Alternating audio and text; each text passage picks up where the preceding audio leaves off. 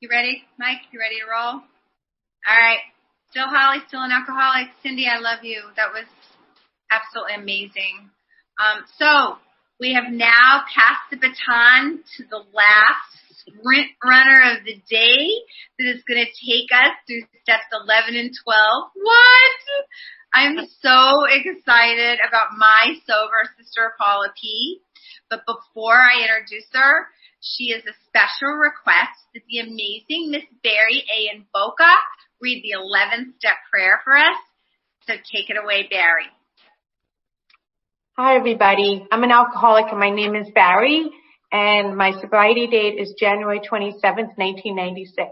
I love Alcoholics Anonymous, and I love all of you. And this is the 11th step prayer. Lord, make me a channel of thy peace, that where there is hatred, I may bring love. That where there is wrong, I may bring the spirit of forgiveness. That where there is discord, I may bring harmony. That where there is error, I may bring truth. That where there is doubt, I may bring faith. That where there is despair, I may bring hope. That where there are shadows, I may bring light.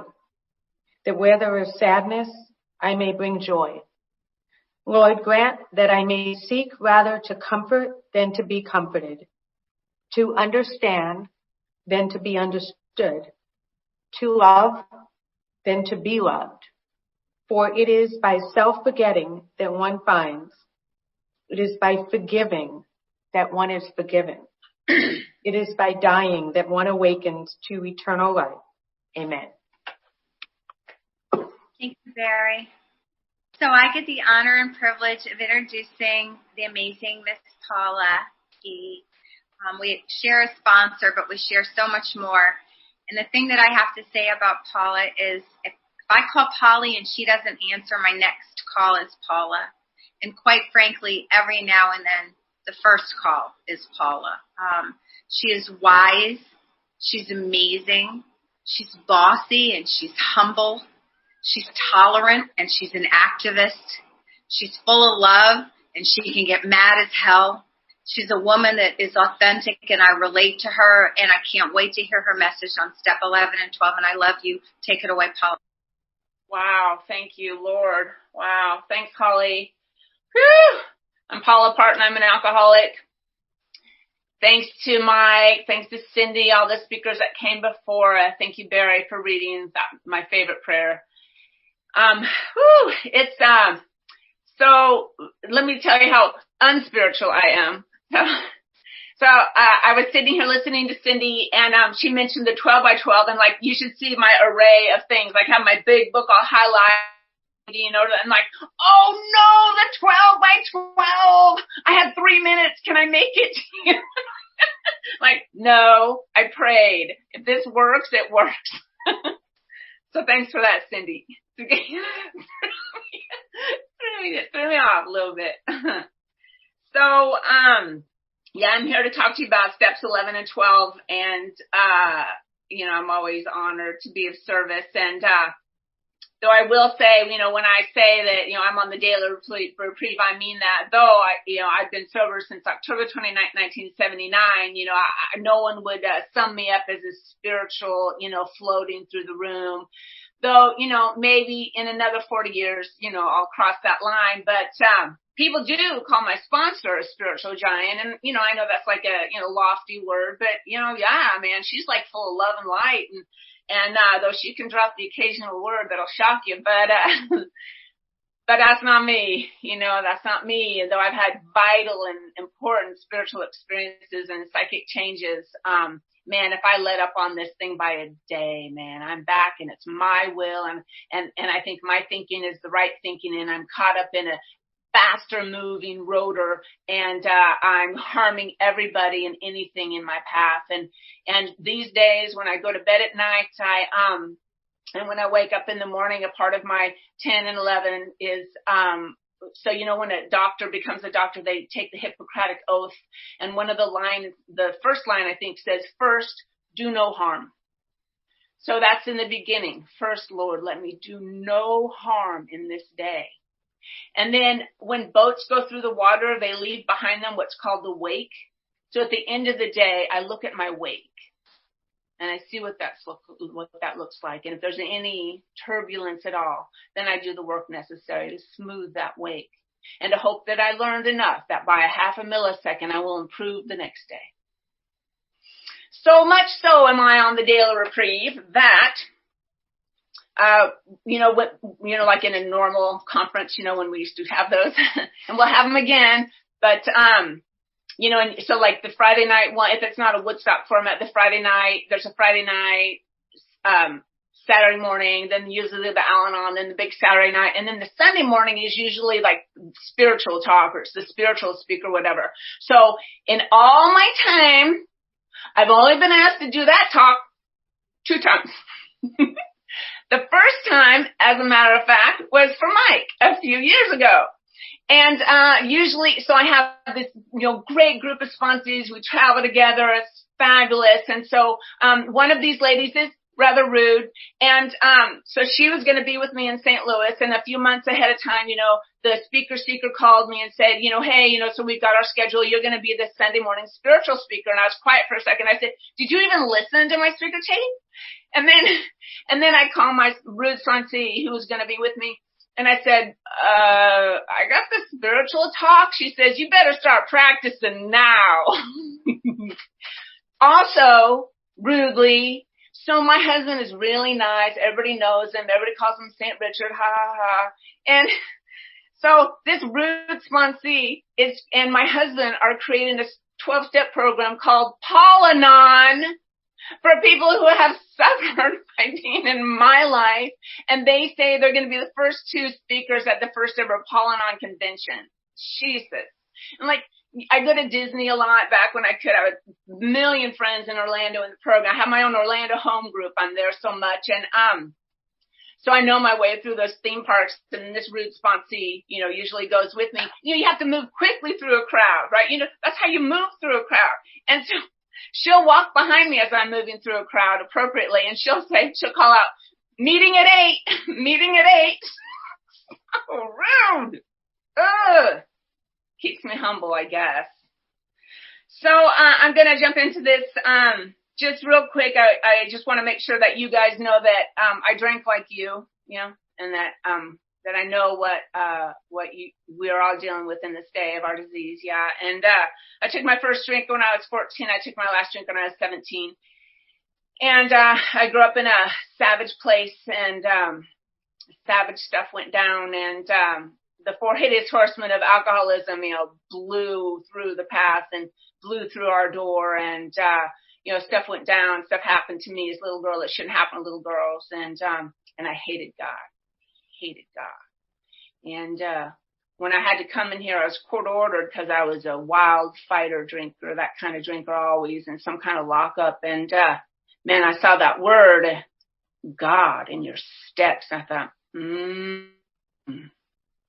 I felt either one of 2 things. There was no God, or God had done me wrong. And he was the meanest entity in the universe. And I wasn't no part of that.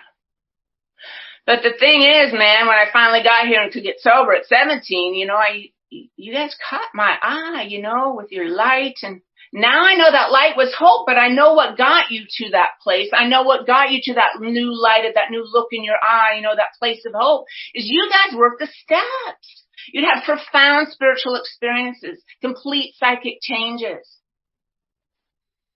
I'm in a deep dive into a step series with my friend Marty J out in Vancouver, and about half my line, I guess, is with me in it, and it's a lot. It's a lot, and it's a lot of work, it's a lot of time, it's a lot of pain, and it's a lot of goodness, and the thing is that it's an 11th step, really, the whole process, right? Because we've got to maintain and grow, as our literature tells us, our conscious contact, our spiritual experience, our spiritual journey. We can't just maintain it. We have to grow it as well. So like my sponsor, the fabulous Miss Paula P, has taught me, the longer I'm sober, the more meetings I need to go to, not less. The more service work I need to do, not less. the more conscious contact I need to seek, not less. And I have a couple outside issues, and they don't belong in a conference. They don't belong in an AA meeting. They don't belong in AA at all. But just in case it helps for a millisecond, because it does have to do with step 11, I'm going to let you know that my outside issues are I have post-traumatic stress disorder and depression. So unbuckle your seatbelts. We're all good. And but why it's so vital is I have the kind that meditation is the answer for. Meditation is the answer for. And man, I spent a long time, hating my mother for causing my alcoholism, my sad circumstances when I was a little girl for causing all my troubles. But you know what? That's not how that went at all. I remember once when I was 8 years old, I was lying in bed and I was giving God one more chance. And I said, please help me. Please, please, please help me. And I ended it, that little prayer, whatever that was from a desperate little girl. I said, if you're not going to help me, just please don't let me wake up in the morning. And I woke up the next morning and my first words is, I hate you. But here's how I know how God works. God was just waiting for the chance. Because just 6 short years later, I stumbled down the steps of my very first AA meeting. Fist raised, man, waiting for the monster, waiting for the nasty man. And people were honorable and kind. So God was preparing that room for me. God heard me. God hears us. The thing is that the problem when our prayers aren't answered, we think our prayers aren't answered, is we think we're in charge of time. We did not invent time. God invented time. God's going to be in charge of how that rolls and how that looks. God's moving a lot of pieces at the same instant. We're just one of those pieces. So I just got to trust. I said the prayer. I've done the work. I'm going to trudge and move and see what happens. See what God can do with that. I love that St. Francis prayer, that 11th step prayer. I spent a whole year just meditating on that prayer, and then an additional year just meditating on just that one line, to love rather than be loved. Because I was able through inventory to see that all my defects are based in fear, and then how they're looking is, I want to be loved, man. I want to be appreciated. I want to be popular. I want to be right. Which I could push down into, I want to be loved. That's not the point. The point is to love. The point is to clear away everything so we can do that. Now, I'm pretty tight about anonymity, man. Like, I'm a tradition girl and I'm a big book girl. And I remember once, when I was an undergrad, it was in the early 80s, and AA had just become popular in the mainstream, and like soap opera stars were like in AA meetings, that kind of thing. And I was in some health class or whatever, and the teacher said, "Is anyone here in AA?" And I was about 4 or 5 years sober at that point, and I didn't raise my hand, And afterwards, I thought, well, kind of inventory, what was that I didn't? And here's why. Because if I raised my hand, now I'm on the hook. Now, I had better act like the best representative of Alcoholics Anonymous I possibly could, and I didn't want to have to do that. That's why I didn't raise my hand. And to this day, there's this, this thing that people post on Facebook and stuff. They'll say, "I am the face of recovery." And whenever I see that, I said, well, let's hope the face of recovery never cuts anybody off in traffic. Like, even when I die, please take note. Don't say in my obituary I was in AA. I can guarantee you I've done wrong things in grocery stores or on the road or in PTA. Please don't. On the other hand, when we pray, God will make the moment that we are to be the only big book someone can see. God will make that moment. I have to be ready for that moment. When I was new, the old timers would always say, pay your insurance policy. I don't know if you guys even remember all those old timers. Pay your insurance policy. What they meant by that is do our recovery work. Do these steps. Do 10, 11, and 12. Do these steps. Because we're paying the insurance policy for when life shows up, man. For when life, which is always in session, decides to show up and life does not knock gently. Usually, man, it comes blasting through the front door. And we had better be ready to face it. We had better be ready to match calamity with serenity. I remember once, a while ago, my husband, St. Richard, was diagnosed with colon cancer, and it was this shock. Man, he's a vegetarian, yoga doer and non-smoker, hardly drinks at all. I mean, like, really? And we got so he's so sweet. Like, he didn't know when the doctor called and said, we want to come in and talk about your test results, that meant bad news. So I said, hey, I'm going to take the day off and just go with you, and it was bad news. And it was actually really bad news, not just cancer, but it looked pretty bad in the beginning. And so the doctor gave us the news, and then he asked to, give Rick another exam. And so I left and I went out to the waiting room with all those, you can imagine, all those feelings, all that terror, all the what if, and then that crazy blankness that comes in shock, And what I said to God in that moment is this. I said, if he had to get this, here's how I think that's going to go. He doesn't have cancer. We have cancer. His darling and sweet body will carry it. I will do everything else. I will support him. I will get every information piece I can. I will talk to all the doctors, all the nurses. I'll run that house while he's laid up after his surgery. And then I said this, and it may sound odd, but I'm just here to say my experience, strength, and hope is I know what kind of energy it takes to care for somebody. And like, I know what that takes. It takes everything and then some. And I remember saying to God, I don't have 10 minutes to meditate. I don't have 5 minutes to pray. I'm going to count on the love and prayer and meditation of others. And that's what I did. And it got us through. And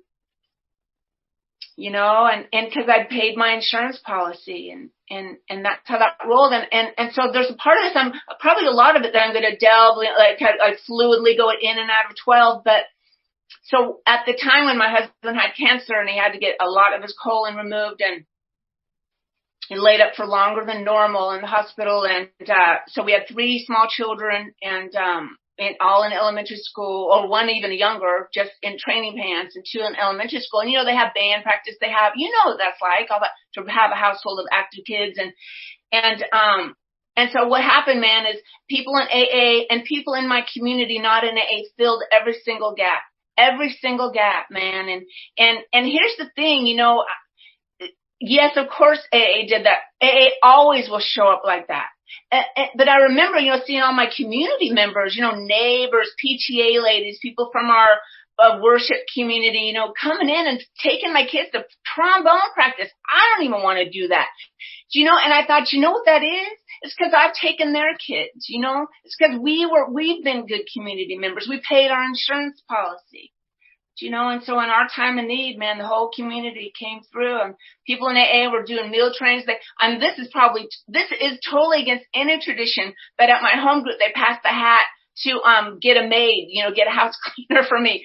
Hush, but that's what they did, So who knew as a little girl when I said, just please don't let me wake up, that this is the oasis and the fourth dimension that God had in mind. Man, he was just saying, hold on, baby girl, hold on. And then you showed me the first step, And I've been talking about my sponsees lately about this kind of awareness I think that I'm coming to, that there's a space between the steps, like a space between those steps of learning and deepening and wondering and trying. And I'm going to talk about one of those. I call it step 4.5.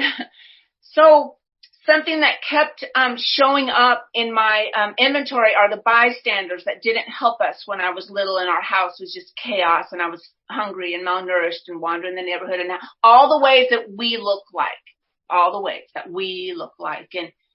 And I just couldn't find peace for it. Like, why didn't anybody help us? And years, way past the men who had harmed me and the mother who'd thrown me away, all those things, way past, I'd already cleared out that wreckage. That was done and clean and good. But it's still those bystanders. And finally, out of nowhere, I just realized, I'm not going to find I'm not yet finding a way in my 4th column of my 4th step to clean that up. But here's what I realized. We're a program of action. And I vowed at that moment that I would never be a bystander. That if there was someone in need, I would step up, I would fill that gap. And it's because of that action I have found peace. And that's how these steps work. I thought forever, because I was so brilliant at 17, that I could outthink recovery, that I could think my way through a spiritual experience. I could think my way through a 4-step. It ain't that way, man. Act, keep acting. Even if it kills your gut, move forward. There's an oasis waiting. I told the story, so I'm not going to tell the whole long thing of it, but when I was a little girl and I spied this family eating together, man, with different kinds of food, I just couldn't believe it, and they were laughing, and oh my God, I'd never seen such a thing, and I knew I could never have that stinking nasty me, man. I was never for me. But you became that. And just a couple months ago, my friend Marty in Vancouver said, Paula, you've become that family in the window. It never even struck me. I've taken in so many kids, I can't even tell you. And animals. No, we're a foster home. Finally, my family voted on the last one. They said, if you promise not to take in any more fosters. So I let that ride for a couple months. But no, I'm taking them in. But if it weren't for my dark past, man, I wouldn't know. How would I know not to betray unless I'd been betrayed? How would I know to be loyal unless others had been disloyal? But I want to say, man, I'm 40 years sober, and, you know, that stuff didn't really start coming through until maybe 18, 19 years sober, and still I fail. Oh, my God, do I fail. Daily basis I fail. My favorite part of the Lord's Prayer is it says, on earth as it is in heaven. That means that's our job. However we think God would want the earth to be, for us to treat each other, it's my job to bring that onto the earth. Oh, I fail. Do I fail? Because I always think, man, this fight's the right fight. This is the one. Because I am a loudmouth. And I am bossy. And my poor sponsor, oh my God. Here's what she recently said to me. She says, Paula, your job in my life is to teach me how to speak up. My job in your life is to teach you how to shut up. Excuse me. So, my first, when I was sober and 17 and, just all I was doing is not drinking and not taking any outside issues. But I could hear you and I could read the steps on the wall, and because of the hope and love you showed me, I could think maybe. And my first ever spiritual experience was in that first crazy year of sobriety. And I got sober in Sioux City, Iowa, and there's this amazing, really, I've traveled all over the world, and this park is amazing. It's called Stone Park. And there was this old tree, and I could drive out and park at Stone Park, and I would go sit in the crook of that tree. And all I knew is in the crook of that tree, surrounded by that natural beauty, I felt different, better, calmer. I think that was my 11th step. So I want to talk about meditation and prayer. So I've been taught many ways to do it. I'm a seeker. I'm open to any form, any structure of meditation and prayer.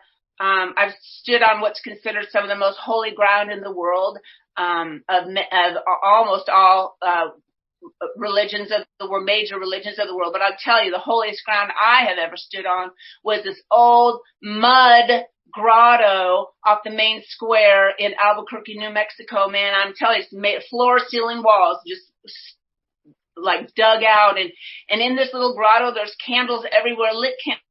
And that's because where these people with this deep, earth-centered spirituality go to pray for their most desperate need. And so in there, you'll see pictures of babies who are sick, and crutches, and soldiers, and just to be in that place where so much prayer and so much belief has happened changes me. I believe in prayer. But the thing is, man, I think that we put so much weight on what a spiritual experience looks like, what a psychic change looks like, that we see those words, happy, joyous, and free. We think that's the goal. It's happy, joyous, and free, or I suck. or spirituality sucks, or I'm doing something wrong. No way. The bravest of us still feel afraid and walk forward anyway. At the end of my day, I don't know if I had a good day because I was happy or popular or right. I know I had a good day because I was of service. That's the standard. And isn't it funny that our literature says over and over, man, service is the way. Humility is the way. And that service brings us humility. And humility allows us to be of service. When I have my PTSD, my depression, they are powers greater than me. I don't control when they come or when they go or their intensity. And again, relax. We'll be through this part fast. But why I even bring it up again is because sometimes I get tics because of my anxiety disorder, and I can't control them. And I'm not happy about them, but they're, there they are. And sometimes I feel like I can't get out of bed. Now that one hasn't come for a long time, many years now, I will say, but what drove me at the end, man, to get out of bed and leave the house ticking anyway, is I could help somebody. And this intensive step study I just got done, and I know I'm on 11 and 12, but this applies. I just got done with my fourth and fifth, and at 40 years sober, it's the most thorough fear inventory I've ever done. So all this is straight out of the book, because like I said, I'm a book lady. And one of the ones on my fear has always been, and I wrote it on this one too, that I'm going to end up poor and alone and stuck in a nursing home. It's been on every fear inventory I've ever done. And finally, for the first time, I realize if I'm in a nursing home, it may very well be the best service I will ever give in my life. So that's all right too. I have a sober sister who, she has had some stuff happen to her. She's lost 2 children. And her daughter, who she'd lost, died of cancer. Her daughter was just always calm, even, at stage 4 when there's only one way out, and her mom said, how are you so full of faith? How are you so calm? And her daughter, who wasn't even in AA, said, if I can be of better service with cancer, then I'll have cancer. If I can be of better service to God, if I die, then I'll die. That's the place I want to be. I want to fully rely on God. It never works when I don't. But every time I start that road, if I didn't meditate, I'm like, yep, I'm right. Yep, I'm right. It's this fight. It's this conflict. Win, win, win. Bully, bully, bully, which Mike is my conference partner, and it's kind of easy to bully. But sorry, Mike.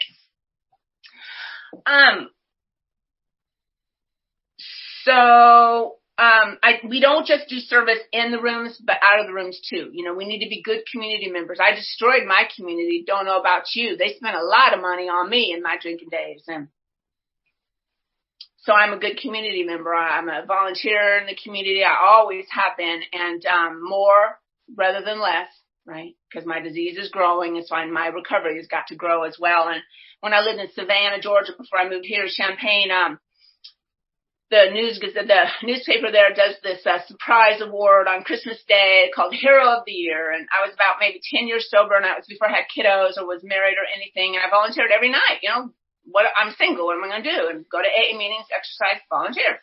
And so I opened up the newspaper, and I had won Hero of the Year in this huge volunteer community of a city of about 200,000. And why I even tell that story, though, is that year in that city of, like I said, 200,000 people, 6 people had been awarded Hero of the Year award.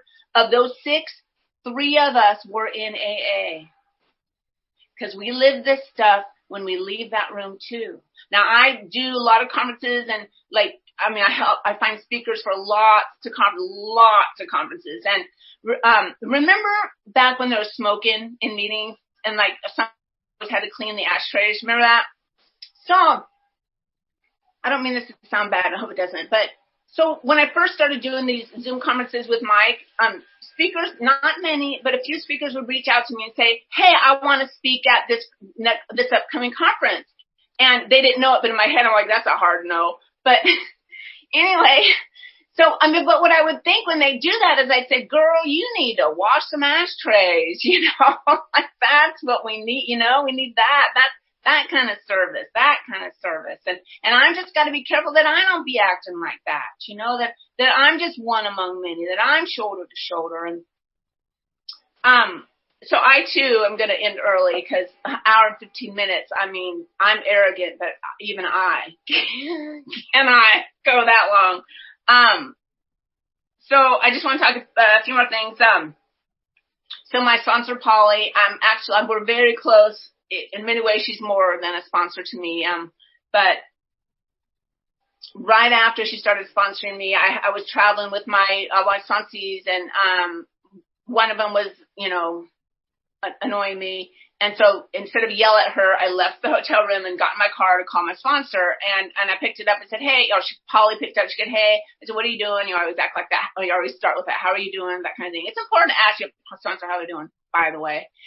And, so she said, she says, I'm not doing very well. Her husband has had cascading health issues. And that was one of the beginning when she said, I'm in the hospital with my husband and, it's his lungs and it's not looking good, blah, blah, blah, these bad things, and scary things. And here I am when I talk about how annoying I am on a beach vacation, And so she goes, how are you? I said, you don't need to hear my stupid little crap. And she said, I need to hear your stupid little crap.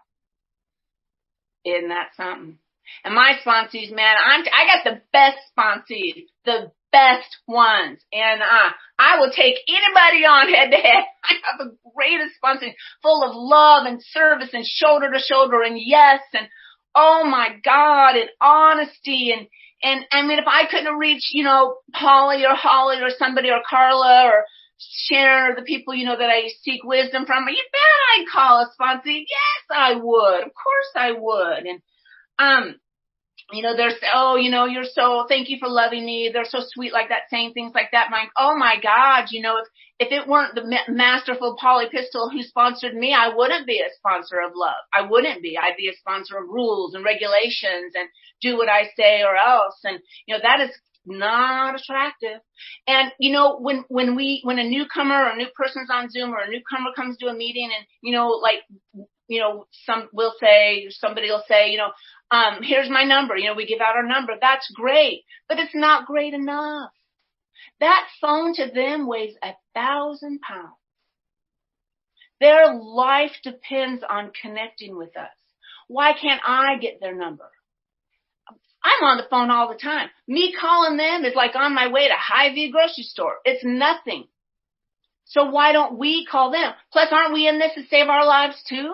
Isn't that worth calling? I cannot stand that thing. Well, we'll see how badly they want it. What are you talking about? Stop killing people. Here's my mantra, man, love and the steps. That's my service to my ladies, love and the steps. You cannot go wrong. And sometimes it's scary. You all know it to be a sponsor. Something comes up you haven't heard before. You're like, oh, I am not qualified for this. But if I stick to love and the steps, that's all I got, man. And I won't be wrong. I won't have harmed them. Do you know? And I can help guide them to somewhere that might be of more help than I am. Great for that. When I first barely started getting the idea that there might be a God and God might be a nice person and, there might be one for me. And I remember,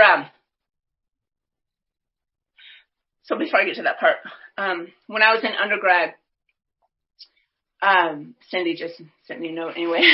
When I was in undergrad, I was like 4 years sober, and my older sister and I were going to drive across the country in the winter in Nebraska, all the way to Washington, D.C., 2 days before New Year's, Christmas Eve, to go see our other sister. And we had my little baby niece in the car. And on the way there, this girl on the interstate ahead of us flipped her car. And so we let her sit with us and get her calmed down and stuff. And I gave her $20. And so, my sister and I in my crappy college car, went on the way. And my sister was so mad at me for giving her that $20 because back in the 80s, when we were poor college students, whatever, I gave her the money. Of course I gave her the money. She just totaled her car. But anyway, so now we're way behind schedule.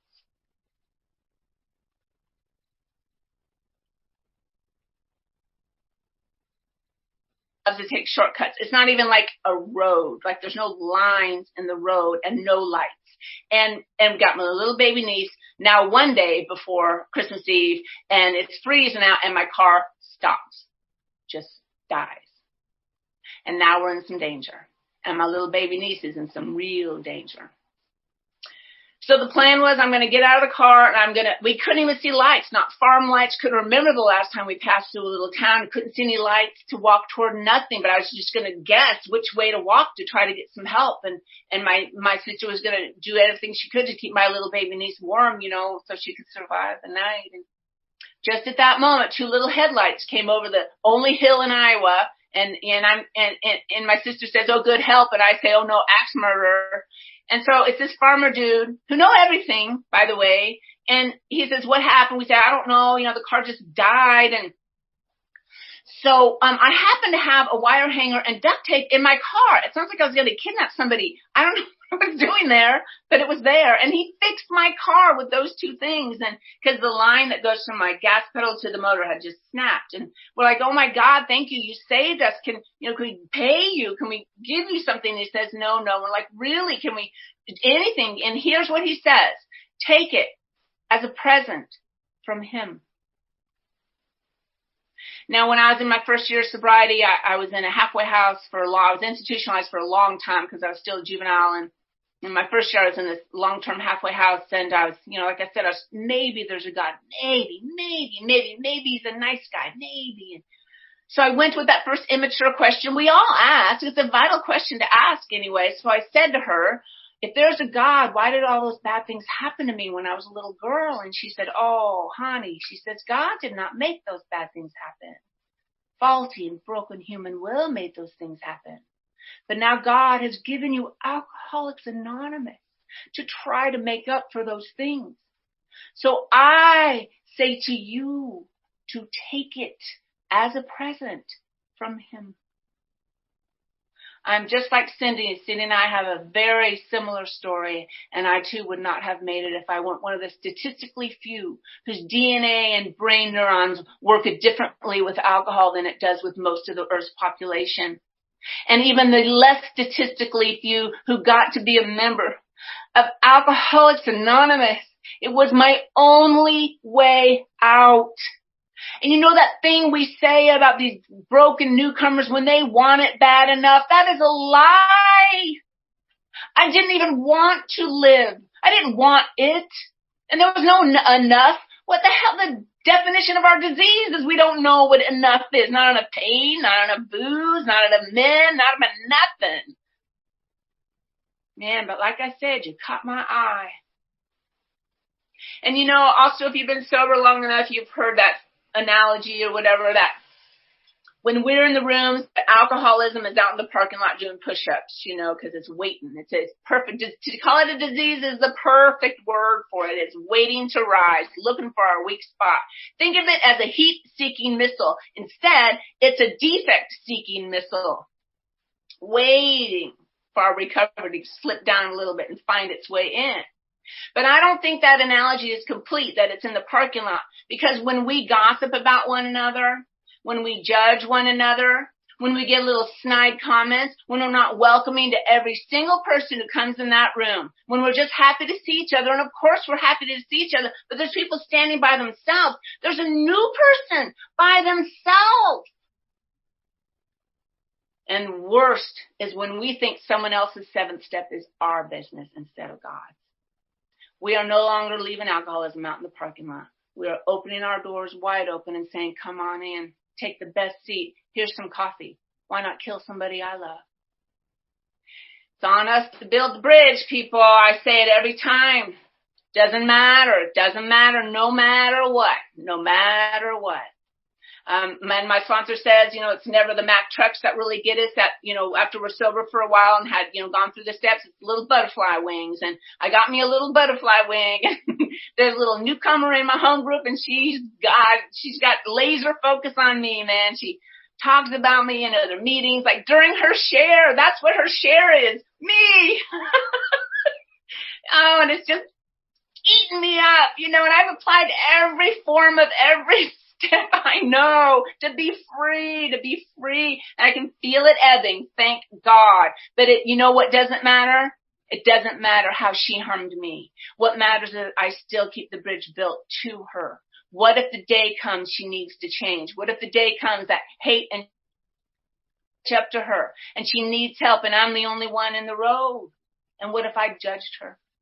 What if I gossiped about her? What if I laughed at her? Then I have killed her. And I'm not paying back my debt to AA. I'm making my debt worse, unpayable. When I first had an idea of a God, I looked around and I thought to myself, well, there's billions of people on the earth and about half of them believe in a God. So, really, so of like 3 billion people, all of them are wrong and I'm right? No.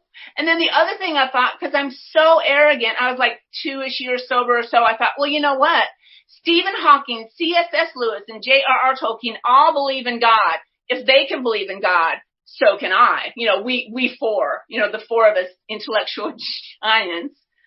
Whatever, man. It brought down the first brick and I could keep working through that. So, the hardest part for me in the 11th step is in our big book when it says, as we go through the day, we pause when agitated. I pray every day, help me pause, help me pause, help me pause.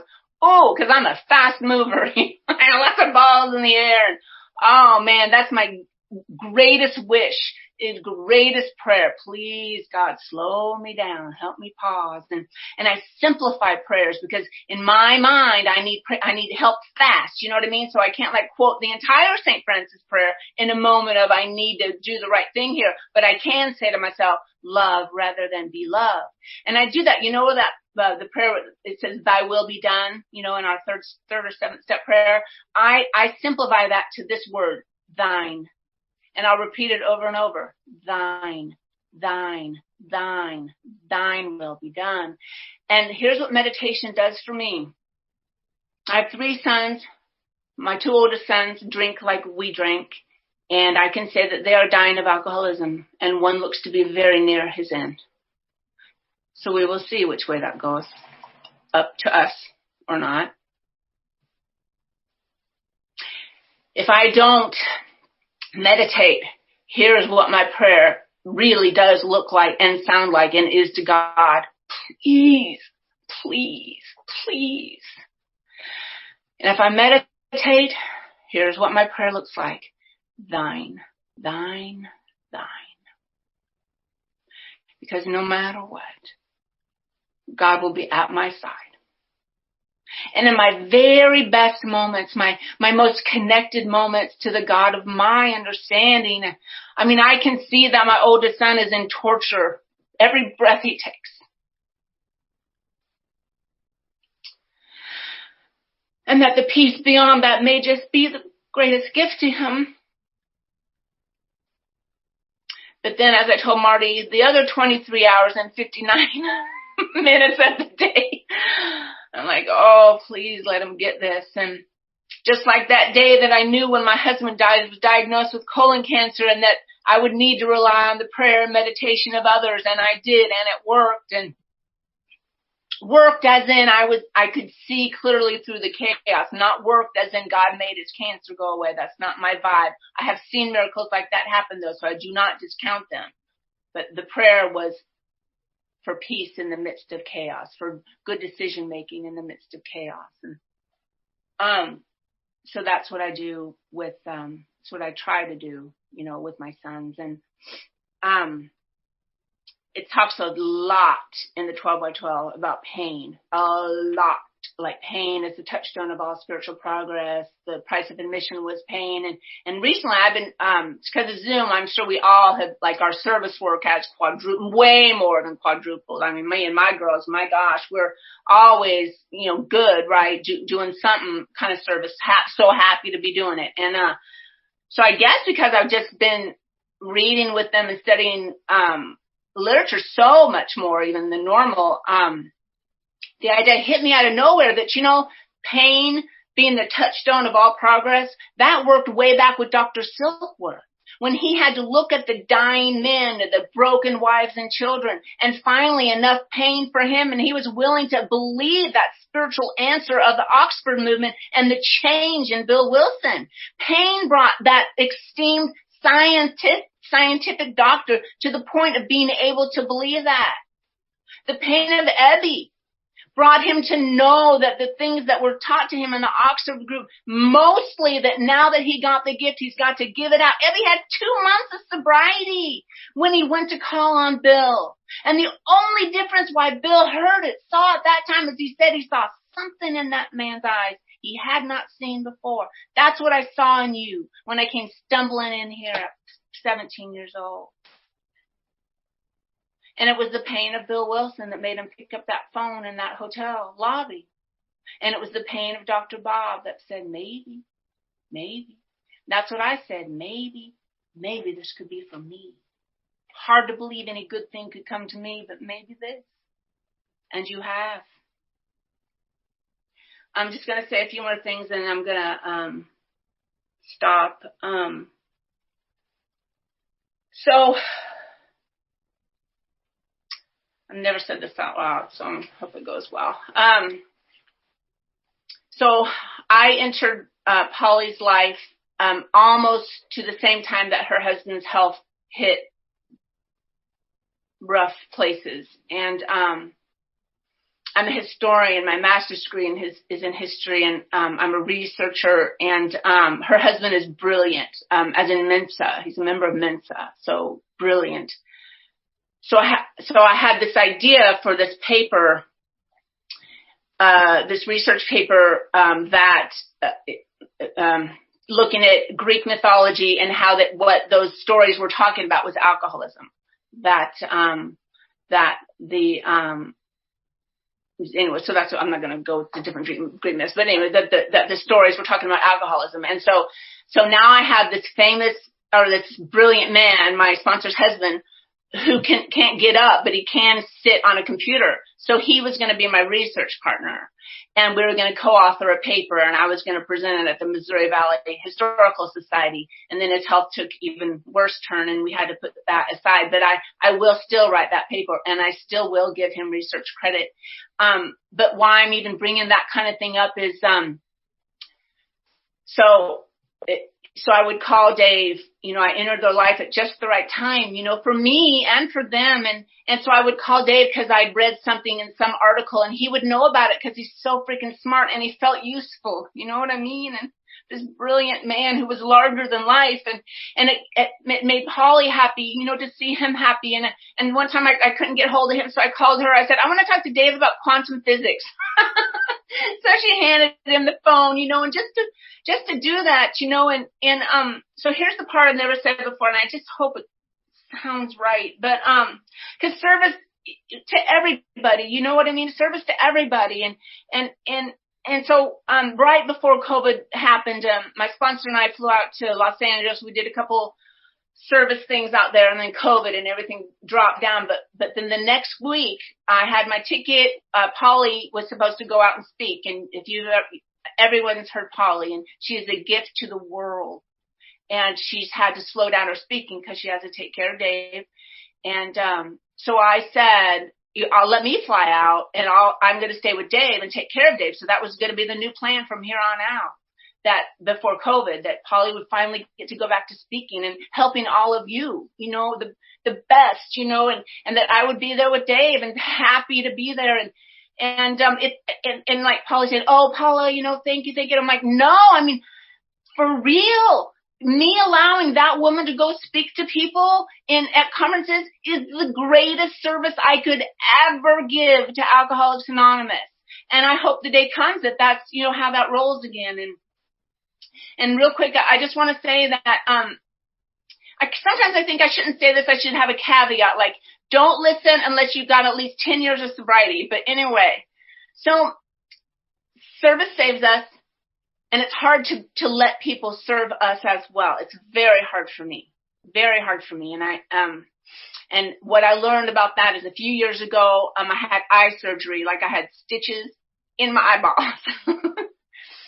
And my sponsees were like, oh my God, can we come to can we sit with you in the hospital? Can we walk you through that? Can we help you afterwards? And I did think about it. I did, I thought, well, no, and my motive was, I didn't want them to see me, the person they count on, to be unaccountable. And so there were ways that this surgery could have gone badly, and it did go badly. It went really badly, and I really could have used some help. And what I realized after that is I robbed them of a chance to be of service. Me, the person who teaches them service, a chance to be of service. And then the other story is this. I was at Aldi. That's a little grocery store. You put a quarter in the cart, And this is a few years ago, and it was winter. I had my long coat on, but because my two sons at that time were in college, so I could see this whole group of guys. I knew they were in college, and they of course they forgot a quarter. They're in college, and they're carrying all their stuff, and I'm getting my stuff, and they said to me, "Do you have a quarter?" And they're in college, of course. I mean, they're just like giving it to my sons, and so I said to them, "Oh my God, of course I do." So I'm looking, and I'm saying, oh, I can't find one. I said, oh, but my sons are in college, and meaning, I want to help you because my sons are like you, but I didn't have a quarter. And so we go to check out, and they're ahead of me, and they check out, and one of the kids gets cash back, and he turns and he tries to hand me $5 because he thought what that meant is I have no money because my sons are in college and I don't even have 25 cents. And I see him handing me that, and I know exactly how that communication went wrong. And I'm like, holy hell, what do I do? And I mean, I'm thinking a million miles a minute. I'm thinking, I know it will help. I know he is being of great service. This will help him. You know what I mean? But I'm thinking, but I don't need $5. And it's a lie. It's dishonest. It's not the truth. What he's thinking.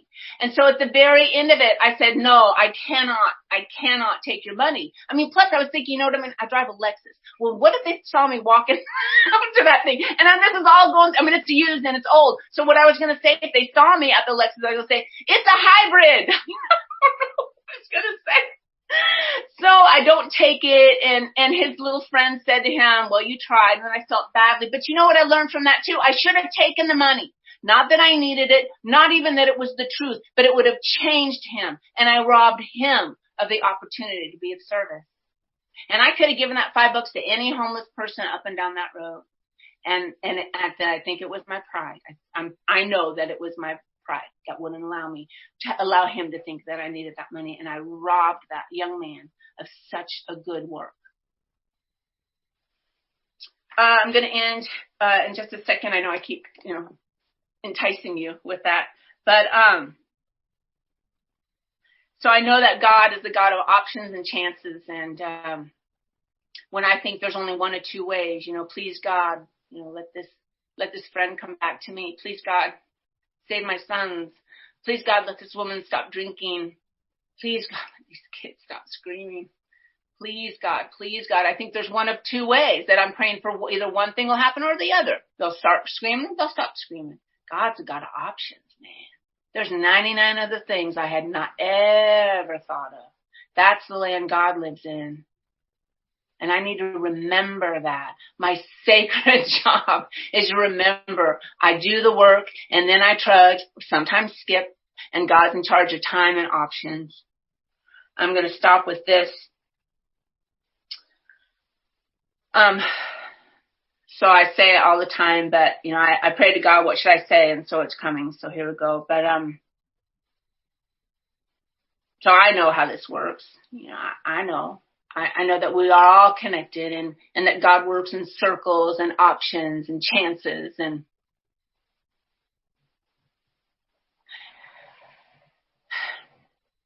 I would do anything to save my sons. But it looks like that's not going to be up to me. But it might be up to you. And it could be that one of you got something out of something I said today. It could be that somebody got something out of something I said today, and you will save the person who will then save the person who will then save my sons. Thank you.